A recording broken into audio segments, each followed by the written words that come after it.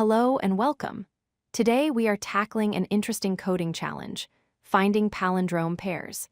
This is a common interview question that tests your understanding of string manipulation and hash maps.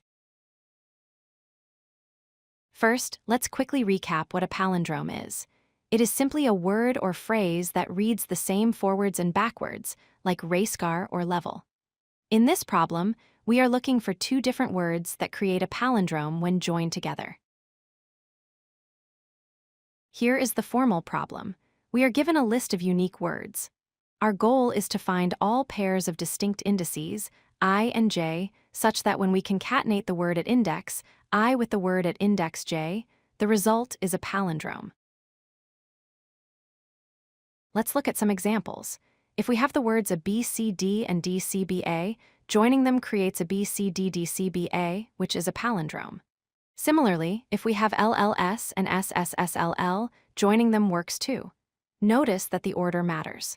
Word A plus word B might be a palindrome, while word B plus word A might not be.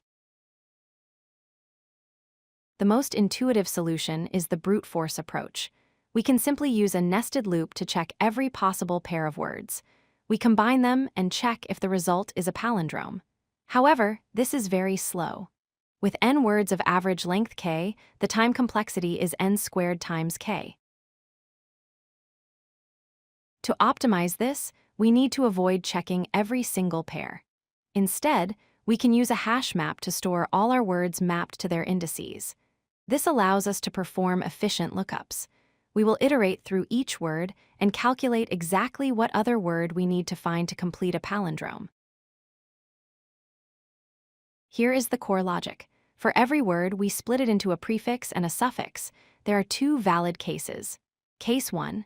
If the prefix is a palindrome, we need to find the reverse of the suffix in our map. Case 2. If the suffix is a palindrome, we need to find the reverse of the prefix. This covers all possible ways two words can overlap to form a palindrome. There are two important edge cases to handle. First, ensure you don't pair a word with itself. The indices must be different. Second, watch out for empty strings. An empty string is a valid palindrome and can be paired with any other word that is also a palindrome.